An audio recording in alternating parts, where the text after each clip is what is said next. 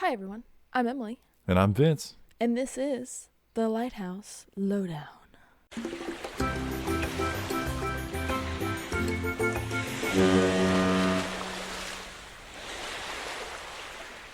Welcome to a Sunday morning in the podcast. We're in the Rip Rap studio.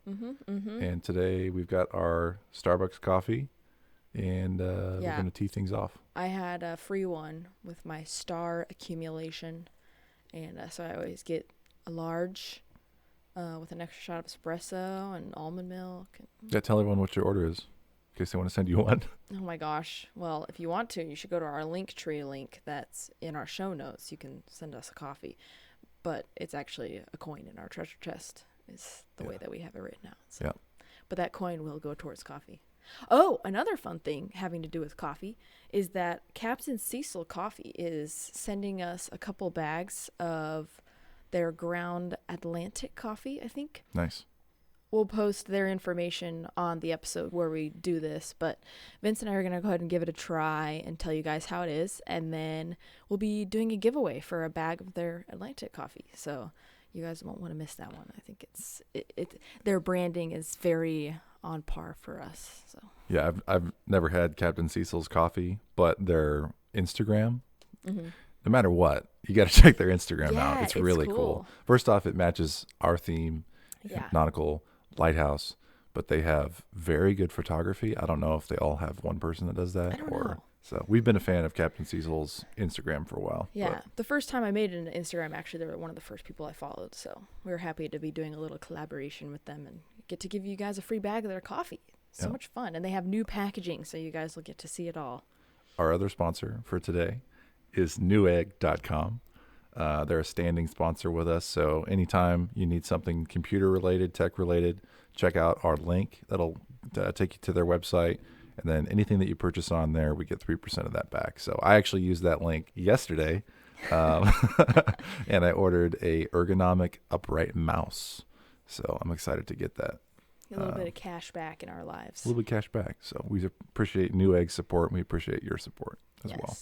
And now we're going to dive into our episode. So I do have a history buoy. It has nothing to do with lighthouses, but it is a little bit nautical. And I'm actually really excited to talk about it because it's something I always knew about but discovered recently because I went to Hawaii and actually got to collect some. So my topic for the history buoy is sea glass. Oh, it's pretty. I know. It's a little bit of a blurry picture, but you know. To see pictures, we'll have Instagram as well as YouTube. Oh, yeah. YouTube, we do a screen share, so you see everything that we're seeing the whole time. Yeah, and we've I don't like this as much, but I feel like we're making it harder for people to just listen to the podcast and not watch it on YouTube. Because I'm like, oh, yeah, see, it's over here. It's over here. Yeah. And it's like, no one listening to the podcast would be able to know what I'm talking about. So I'm just I got to get back into the mindset of describing things first and that you and I can look at it. Gotcha. But it's not, you know. I'll try to do that as well. Keep everybody in the loop, dude. Yeah. Right. Okay, so sea glass. Okay. These are seen commonly when you go to beaches, very specific ones that I'll talk about as well, and actually highly sought after by local artists that live around lakes and oceans because they're common in jewelry and some colors are extremely rare. And so it's kind of like hunting, you know, you're doing sea glass collection. Hunting. Yeah, and we actually talked about that recently is that people that look for sea glass, it's like a big thing. It's like a community of people that look for sea glass. Same thing as people that look for like shark teeth and stuff. Oh, yeah. Yeah, like while I was in Florida, people were just looking for shark teeth in the morning. I would walk by someone, any shark teeth? And I'm like, oh, I found one. But that was the moment that I realized that everyone was out there looking for shark teeth and not just for seashells. Because I was looking for seashells and I just happened to find a shark tooth. And I was like, oh, cool. How neat. That is cool. Yeah, and then they asked me as I'm walking by and I'm like, yeah, I did find one. And they're like, oh, it's like a rejuvenation of searching. They're on the trail. Oh, they got it. I found a little bit of sea glass in Hawaii during Christmas time, and the beach was actually full of them. They're really small pieces, and I'll talk about the rarity and importance of the color of sea glass that you find. So I was finding pieces that are deemed very common. Didn't find like red or orange or anything like that, but that's kind of what people are looking for is those rare colors. What's this? What is sea glass? Sea glass is A lot of people think that it's a naturally occurring object, but it's actually just broken glass that spends anywhere between 20 to 200 years being tossed around and then comes back up on shore looking like this like tumbled rock. Yeah. And any glass that you find that isn't as tumbled is not really deemed sea glass because it needs to spend at least 20 years tumbling around to get this effect, and can show up anywhere after 200 years as well. So A minimum of 20 years? Yeah. So glass from land. Like, Mhm. okay. Yeah, so it could even be like windshields and stuff break, and then the thing is, if they show up earlier than 20 years, they don't look like sea glass, so they're not sea glass. So the 20 years is kind of like the minimum cap of when it could wash up on shore, and you'd say that's sea glass. Yeah. I wonder, well, windshields today are made of safety glass, Mm-hmm. which is like high stress. So Yeah, when it little breaks, pieces. it shatters. But I wonder, yeah, sorry to interrupt. You're good. The size, I don't know what size these are, but the size that comes up, I wonder how big the glass was that started to make that piece. Yeah. Well, most of the sea glass that I found in Hawaii were like little pea-sized. Oh, cool. Yeah, very tiny, or like a fingernail or something. But some people find some pretty big pieces. But since it's glass, it's like for it to be large, it would be large and thin because it's came from like a bottle or something. But the older it is, the thicker it can be because glass, like bottles back then, were a lot thicker than what we have today. It's like glass pieces are physically tumbled by waves and stuff, and then chemically as well because of all the salt in the water. And Sand and salt. Yeah, and there's actually beach glass, which is freshwater glass. So that would come out commonly from like the Great Lakes. And it's a lot less frosted because there's no salt aspect coming in. Interesting. Yeah, so you can tell the difference between them. Sea glass is also called drift glass. They're interchangeable. And actually, a lot of the glass we pick up can come from shipwrecks. So it's kind of a cool thing. Like, That's gorgeous. We're looking at a photo. I can't tell the scale, but it looks like a collection of pebbles of blues and pinks and red and green, clear. It's a big variety. Yeah, somebody's proud of this collection, I bet. Well, sea glass can also be like pottery pieces, or like porcelain, like from China or something. Ceramic. Yeah. I have on here that the beach glass I was talking about, freshwater, it's common from the Great Lakes and more commonly is embossed with labels. It's like larger pieces that aren't ground down so far, so you can still see like if there are labels on it, which makes it easier to trace its origin. Sea glass is most often found in places like Scotland, Hawaii, Bermuda, southern Spain, Australia, northeast England, and northeast US, and all of those are noted for having an abundance of glass. So like you can find sea glass anywhere, but you'd be most likely to find it in those areas. Okay. And it's getting harder to find since plastic is taking over the world, and it's becoming more popular to look for sea glass like while you're on vacation, or local artists use it a lot, so it's just getting harder and harder to find. But the colors are the best part about looking for sea glass, in my opinion. It makes it the most fun. And obviously the color comes from its origin, and colors are common or uncommon depending on the likelihood of the origin being in the ocean and how old it is. So the most common colors are Kelly green, clear, brown, and white, and these can come from beer bottles, juices, just normal glasses like plates or, water cups or something, and windshields.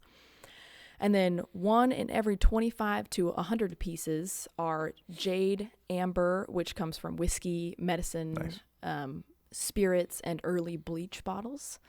Lime green, which come from soda bottles in the 1960s. Ice blue, which is also medicine bottles, soda bottles, ink bottles, and fruit bottles from 19th and 20th centuries. So pretty cool. Dang. And then 1 in every 50 to 100 pieces are a specific type of green. I didn't look it up, but I think it'd probably be recognizable, that are from Coca-Cola and Dr. Pepper bottles from the mid-1900s. 1 in every 200 to 1,000 pieces are purple, citron. It's like a yellow, right? Yeah, like a orange yellow. It's like citrus. There's opaque white, which comes from when milk came in glass bottles. And cornflower blue, which is from early milk of magnesia bottles and poison bottles. Of course. I was like, oh, cool. Also from early Vapor Rub containers. Okay. and also aqua, which are from certain bottles in the 19th century, and ball mason jars. And then the most rare colors, and this is 1 in every 1,000 to 10,000 pieces of sea glass that are found, can be gray, pink, which is from Great Depression era plates, teal, which is from Matthias wine bottles, which I looked up and they're actually pretty cool, black, which is actually a very dark olive green that you can't see just by like finding it on the sand. So a lot of people mistake them for just like normal pieces of rock that come up. You know, they look exactly the same until you like get a bright light under it and you can tell it's kind of olive. But these are from 18th century gin, beer, and wine bottles. So very old. There's also yellow, which is from 1930s Vaseline containers. Red, which is Schlitz bottles, and nautical lights. Schlitz. It's a beer. Yeah, I saw the bottles that they made that were red from the 50s or something, I think it was. And then the last one's orange, which I think would be hard to tell from like amber. Red and orange nor amber. Yeah. But that one's apparently the most rare. That's the one that's 1 in 10,000 cases. So, and they didn't have anything listed for where that could come from. So I think that's probably where the rarity comes in. Orange glass. There was some weird orange glass item that was broken. The glass all has its original color by manufacturer. Yeah. And then the sand and salt, if it's ocean bound, are what give it the finish, but the color doesn't change. Is that true? I think maybe the color is a little bit muted. In the picture that we have up for people to look at, the red is still pretty vibrant. And so I don't know if that's common for the rest of them, that you can trust that the color is going to be exactly the same. Considering that black glass exists and it's not gray by the time you find it, and it's like this dark olive that you can't see unless you're, you know, really looking for it, I think probably the color is pretty much the same, just has a frosted appearance. I wonder if there's people out there making it. Like you could use, like there's tumblers people use for cleaning ammunition. There is artificial sea glass now, because people like to use it for decorations, and you know, when people fill glass containers with rocks and seashells for decoration, it's stuff like that. They definitely have artificial sea glass, but it's cool. I've never thought about, I guess I have thought about it some, but I didn't think about the ocean, about the environmental impact of using glass containers versus plastics. Yeah. To where 20 to 200 years, you'll get an artistic pebble, right? Yeah. Versus, I don't know the plastic impact. Maybe that's something we can look into, but I'm sure it's worse from what I've heard. But there's probably no harm to having glass or it's probably a relatively low harm glass particles that are all dissipated into new sand, I guess. I don't know. It's beyond my knowledge, but it's interesting. Yeah, but that's what I got for sea glass. Cool. Thought it was a fun little thing to cover. It's gorgeous. Do you have any sea glass? I do. It's in my glass room. I was thinking about putting a couple in some of the coasters that I'm working on. What? You have a glass room? Why don't you tell us about that? Oh my gosh. I do stained glass. I have a small business. It's called Blue Glass Works. You can find me on Instagram. And I mostly make panels, some jewelry. I'm working on coasters and some propagation stations, if anybody's a planty type. Yeah. But yeah, check me out at Blue Glass Works. And so we're going to move on to the Lighthouse. This one is very special because of its appearance. The lighthouse we're covering is in Spain. I'll go ahead and put it up. Let's pull up a photo. Pull it up, Emily. It is the Faro de Ajo Lighthouse, which is translated to Garlic Lighthouse. Could you pull that up for me? Oh, yeah. For us, it's on a 65-inch screen that's about 2 feet away. Yeah. But for you all, much gift. better. Cool. That's gorgeous. Nice. I like the pure white. It's very neat. Yes, it is neat. And I like the double gallery we've got going on. I don't really know the meaning of having a double gallery, especially for viewing purposes, because you're not allowed to climb the lighthouse or take a look at it. And we'll talk about the history, but this lighthouse was built later than the original design, and so I'm not sure why the second gallery is there. You think they just had extra room in the budget? Maybe. They were just like, it was accidentally copy and pasted on the blue beam. You know what? They probably, it's a drawing mistake. They probably went ahead and installed the lower one, and then they're like, oh, no. Like, we'll just put a ladder between the two. So this is located in Cantabria, Spain, in Cabo de Ajo, which is just Cape Garlic. It's an active guide to navigation, so it's being used today for navigating around this northern coast of Spain. Nice. It's a white light and has a flash pattern of you know what? I'm just going to show you what this looks like, because we talked about this. Flash patterns? Yes, the flash patterns. This is one that I have never seen before listed, and I'm wondering if it's because the U.S. doesn't use it, but it took me a long time to figure out what the heck this... Spain's got their own flash patterns. Yeah. I guess everybody probably would, right? Yeah, and this is listed as a possible one, and so it's not like we have never used it. It's definitely not common for us to use this in the U.S., so... This is a stupid thing to say, but the ocean looks huge. I know. I know it. Characteristics. So here we have light characteristics. Maybe I'll do another history buoy about it, try to explain it a little bit better. Or now that we have pictures available, anyone who can't see this, it'd help to see it visually, what I'm talking about. But the flash pattern for the Garlic Lighthouse is group occulting, which is kind of like that whole... is a zebra black with white stripes or white with black stripes? Mm-hmm.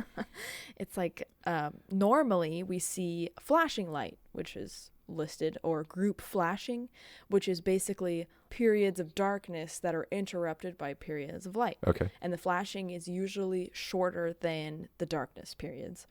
But a group occulting is the opposite, in which we have larger moments of white interrupted by moments of eclipses that are shorter. The group occulting just means that you have these moments of darkness in groups of some number, usually 3, which is what we see on the screen, and what's also true for the Garlic Lighthouse. So it's anti-flashing. Yeah. It's constant light that's interrupted rather than darkness that has a flash introduced. Exactly. Yeah. Interesting, though. But yeah, I haven't seen group occulting before, so it's kind of special for this lighthouse. It's also white, but since we're in Spain, white is blanco. But then the flash pattern is GPOC3, which is that group occulting 3. Yep. And then B. And I was like, it's not blue because it says it says white. So it took me forever to realize that we're talking about Spain here. So, of course, it's going to be. Yeah, you would have thrown me off if you didn't give me that hint. Yeah. It says that the group occulting period is a total of 12 seconds. And it has a range of 17 nautical miles. So that's what we're working with. 17. Yeah, pretty good. It is the last lighthouse to be built in Cantabria, so it's kind of special in that way. And starting in 2020, it became a masterpiece, which I'm starting in 2020? Mm-hmm. The year of COVID. Is this the newest lighthouse we've talked about? Like the most recent? So. It's definitely. Other than Paradise Island. It's interesting because you think about being restored. The last lighthouse built in Spain is going to be a lot like. America is very young, and the very first lighthouse to be built there is 1716. It's the Boston Light. There were lighthouses built in Spain in the 1st century. We're talking about a Roman lighthouse in the first century. So anything that says this is the last lighthouse to be built in Spain could be a lot longer ago than the last lighthouse built in America. We have lighthouses that were built in America in, the 2000s. Yeah. So I just thought it was interesting. So the 2020, there's a change coming, but where this is on the north coast of Spain? Yeah. Do you want to see a picture? Yeah. Is it near a port, or is it just protecting? Because Spain, obviously, it's a long coast. I don't think this is near a port. This is the location of this lighthouse is in someone's farmland, so you see like lots of cows and stuff around. So it's not near a large city. And I know looking up on the map, you can kind of see this area is super rural. Maybe it's just if it's rural, it would really suck to shipwreck there. Yeah, let alone anywhere, but yeah, that's true. Like you're pretty far from help. Someone's got a port somewhere because there's a sailboat out there. Oh, I do think the port Santander. I don't know if that's the right way to say it, but I did actually read about that. I'm gonna mention it later. Okay. Here is a Google map. We're looking at the northern edge of Spain, and here's like a nearby port. We got an airport coming in. It's a big inlet, yeah. Santander. I have something to say about that later, but Ajo is right over here. Okay. So it's kind of close. So if you're, for some reason, if you're following the coast, you'd maybe be able to use that. Yeah, and there's also this entrance, La Sorozuela. Uh-huh. Mm-hmm. It doesn't look like a main. It doesn't look like a main port, but it's definitely looks maybe Ria kind of bougie.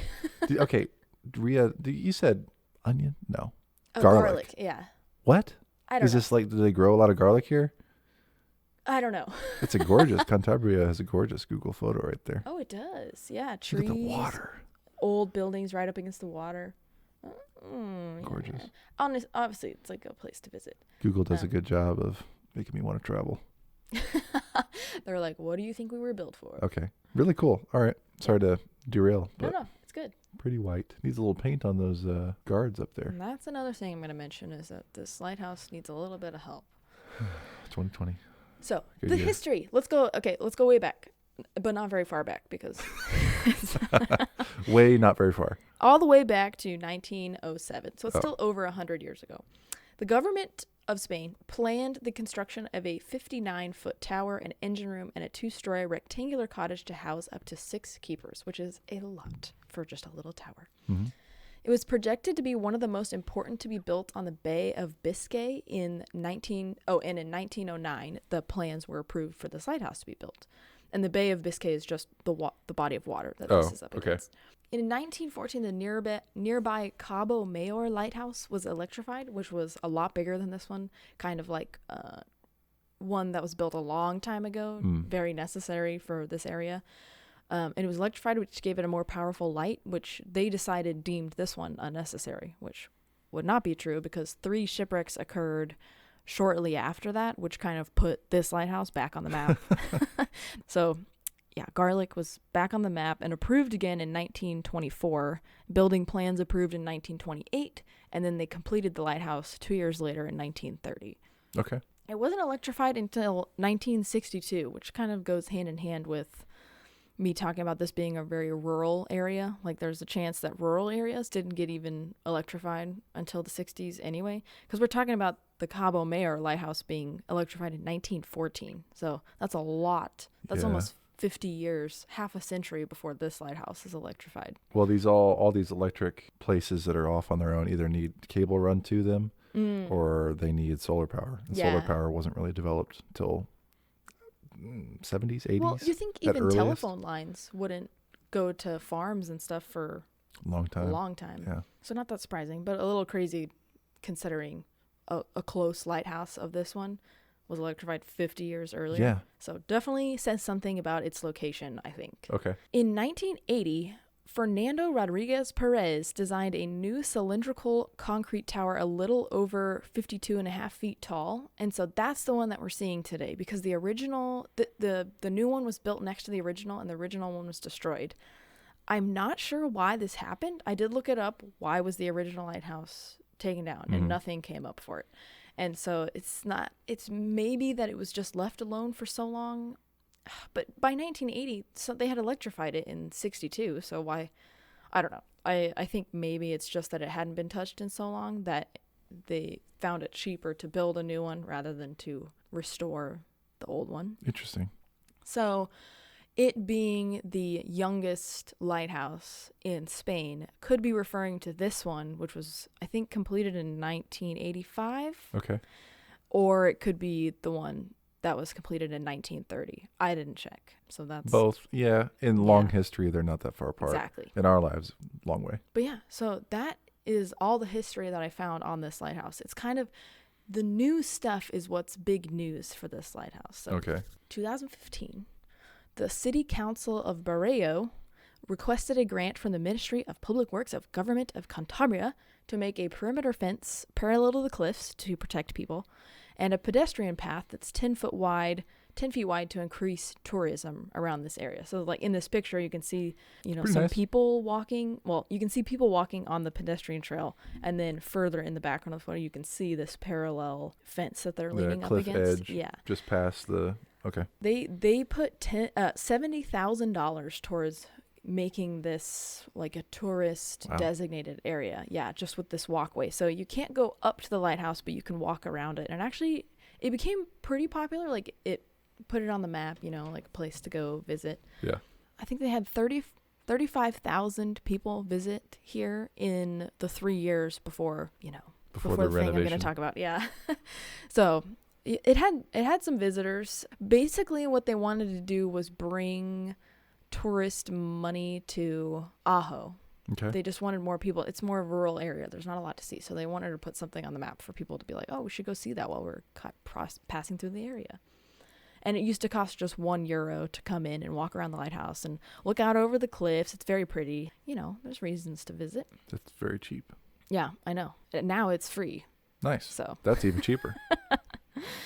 Visits for this lighthouse were about to increase significantly, though, with the very controversial idea to paint the lighthouse. But not just paint. We transform into a work of art.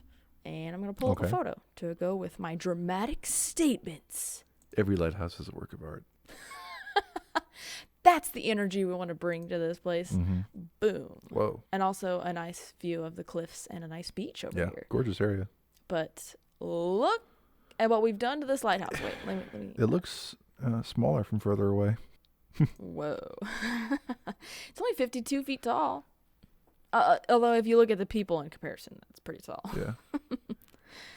There we go. Okay, That's a better photo of That's the a wolf. magnificence, the colors, just very dramatic. We've transformed this lighthouse into some artwork, some custom artwork. Some geometric rainbows for everyone who can't see. Mm-hmm. Yeah, people really need to look it up. What's so cool about this lighthouse is its visualness. Cantabrian artist Okuda San Miguel, I think. I'm going to do my best, but I think it's Okuda, was commissioned with a budget of $40,000. So that is a ton of money. That's kind of part of the controversy around painting this lighthouse instead of restoring it. You know, like we saw that picture just before it was painted where you're like, oh, it could use a little bit of work.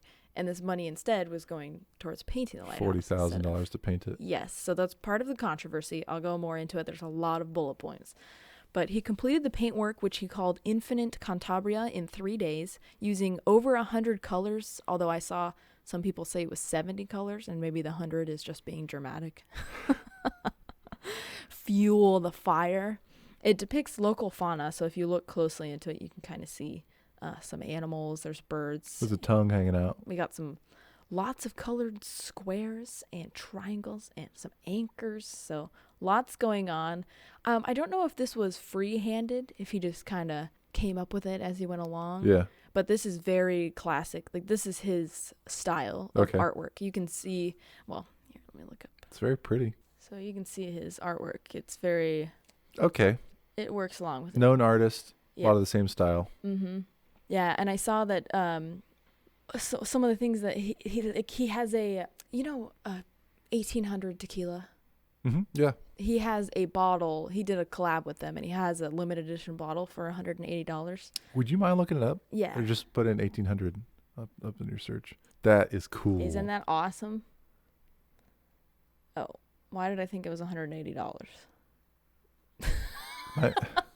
You know what it was? I was looking it up on Bing. So they probably just betrayed me. 180 proof. Team Google. That'd be something else. Are you 21 yes, or older? I am. Don't you lie.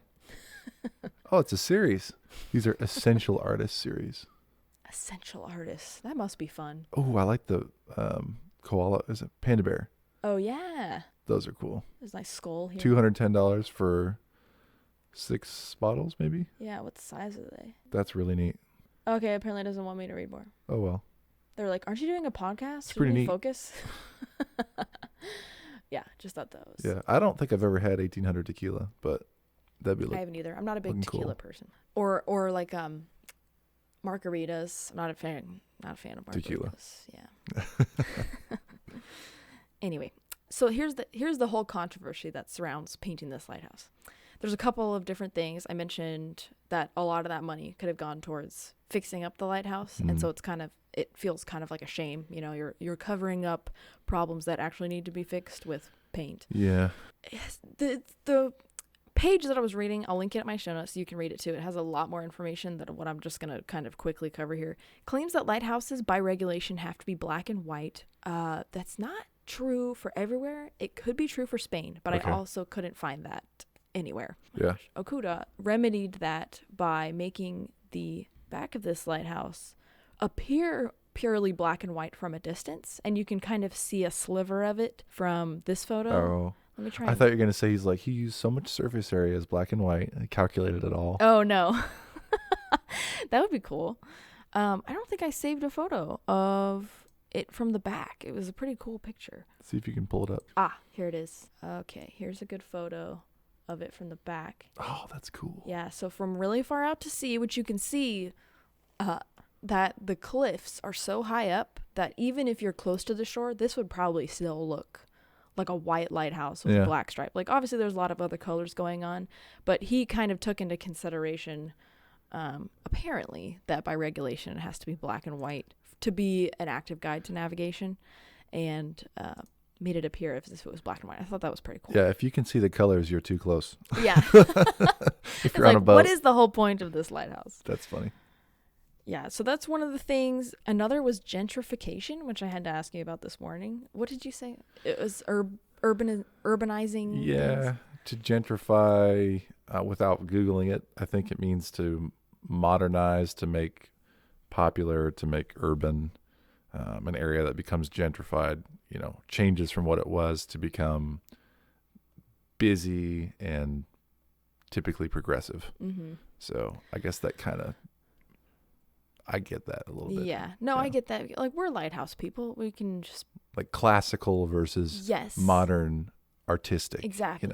Yeah. So I can kind of see, both sides. Is that by painting it, you're making it something really unique that people come to see specifically, but also you hope and wish that people would be able to appreciate the natural lighthouse itself. But that's just not really true. Like, people aren't like us, where the lighthouse, just being a lighthouse with all of its history and cool facts and its location and everything would be enough for us to go and visit it. It's just people aren't like that. So like, people will take, like, resto mods is a controversy. So what's resto mod, you take a classic vehicle, like people will take a 1969 Camaro. If you had a 69 Camaro, it's an awesome car, but it just performance wise, it just doesn't compete with like a modern Camry. Like, it's just it doesn't keep up. So you could take a 1969 sports car, muscle car of the day, and then put new tech in it, a Tesla battery, and it's all of a sudden it's this awesome performing car. And some people love that, but it's not what it was. Mm-hmm. It's a modern take on what it was. So that's kind of the same. People looking at this lighthouse.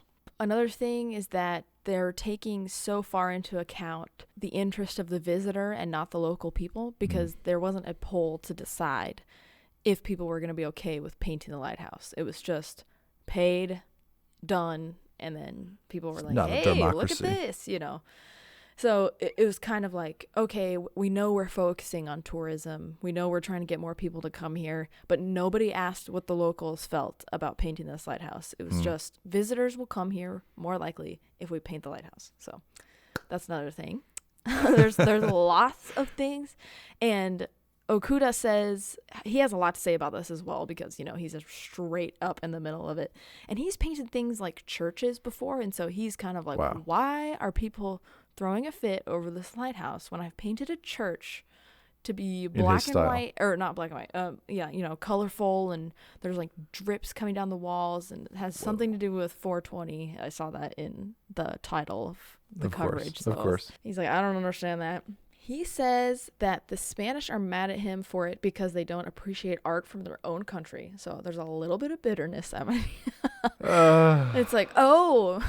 Wow. And this was during COVID, so he says a lot. It's like keyboard warriors coming out, Well, I think he's right about that. Everybody got online and everybody continued to. Yeah, the COVID thing is totally right. You're like seeing it happen from far away, and you can say whatever you want to say about it. Yeah. Okuda claims the point of art is to, quote, make you feel and not leave you indifferent, which he is accomplishing by this lighthouse regardless of how you feel about it, unless you're indifferent, and then that's not.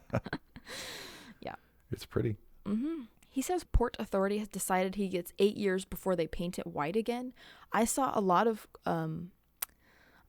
of sources that said 8 years would be about how long it would take for the paint itself to degrade, and so they would just paint it over it. And they were saying they would do a touch up in 4 years, but then after 8 years they'd be done with it and paint it white. But Okuda says that Port Authority decided he gets 8 years, and then they were going to wipe it out. So I don't know. I've seen both. Well, is it? So he did this in 3 days. Yes. So it's 3 days. There's no way it's got to be spray paint, right? Yeah, it's spray paint. I guess I actually have photos. Because I'm guessing spray paint doesn't last as long. Nice. Oh, look at him. Yep. He's really pushing his brand there. Yeah, I wonder if he designed his own clothes there. Oh, absolutely. This skull is actually one of his signature That's designs cool. that he does. He's even got the 6-panel hat. Oh, yeah. Oh, my gosh. Very hippie. Very hippie. Definitely smokes. No, that's really cool. Yeah, he's got this. He's got his lift. Yeah. Yeah, so he can get up. So I like those panels as well. There's probably letting light inside. Mm-hmm.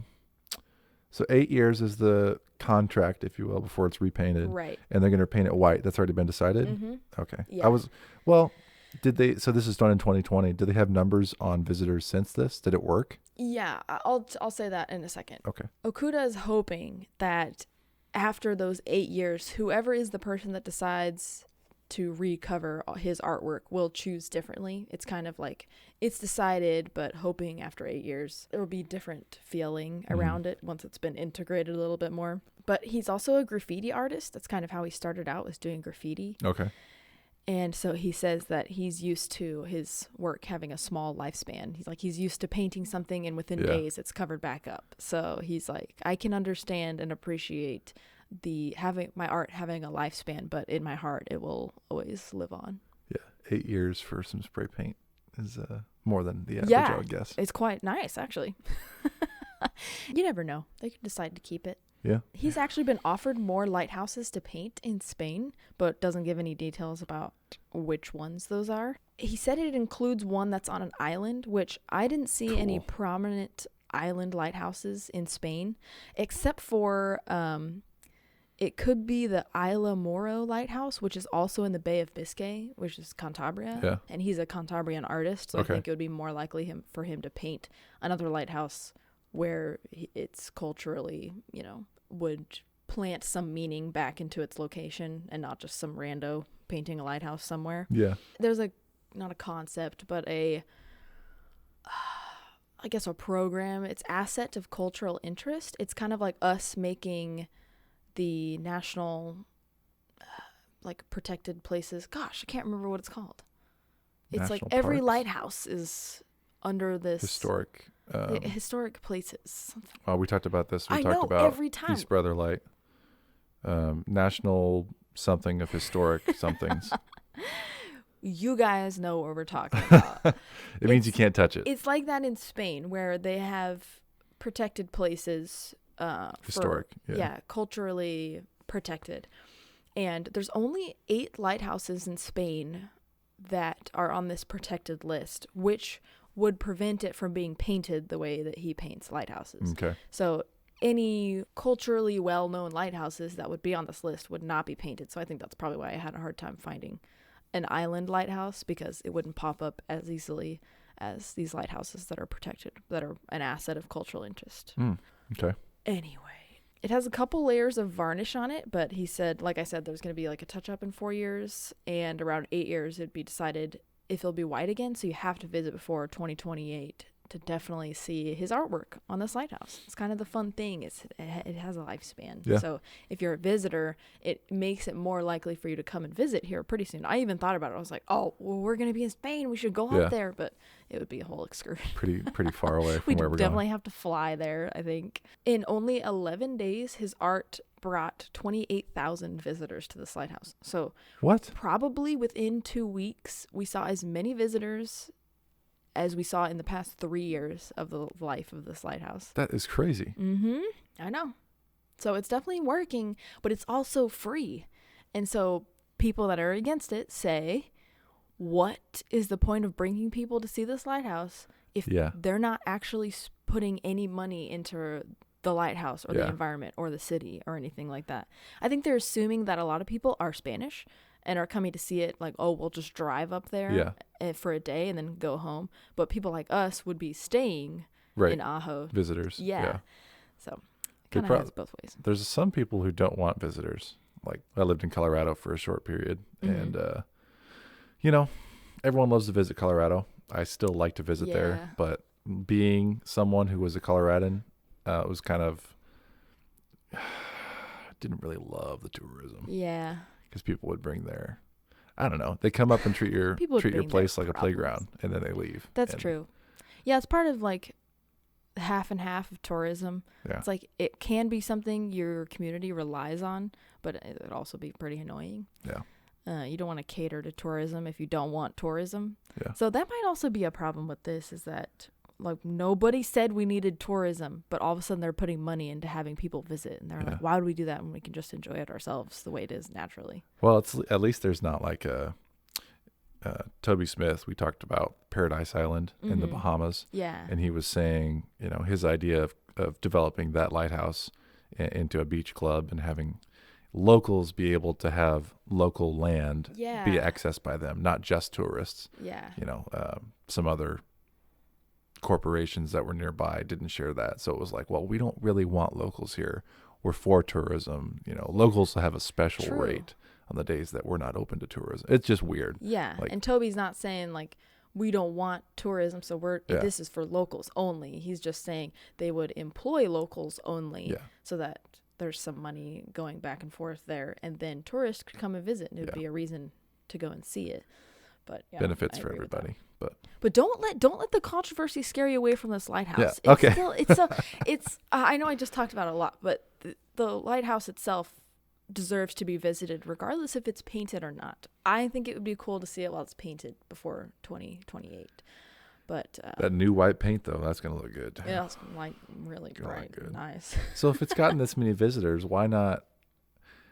I'm sure they are open to it. Why not entertain the idea of having him or a different artist put a new exhibit on for the next 8 years? Wouldn't that be cool? I think that would be awesome. But I think it's the fact that this lighthouse wasn't built to have paint. Like, it's not built to be a gallery of artists. It's just to be a lighthouse. And can be appreciated just Yeah. as a lighthouse. But instead, they're in their eyes, they're turning it into like this debacle where it's like, oh my gosh, like, do we really have to make it so out there and so modern and everything for Yeah. people to come and appreciate it? Or can it just be the way that it is?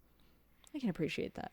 Yeah. But I want to see it. I'm not going to let that deter me. I want to go see it the way that it looks now, because Yeah. it's the most colorful, visually exciting lighthouse that I've seen. Okay, whoa, walk that back.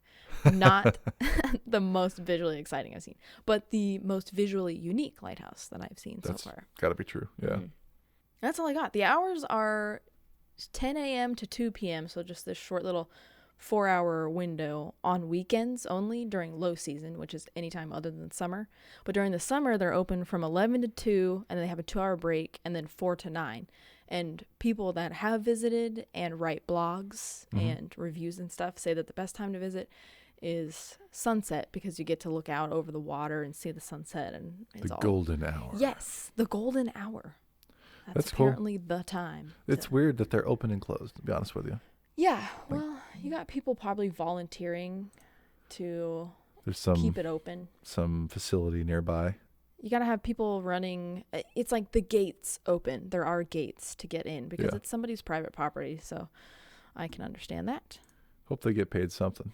Yeah, right. I know.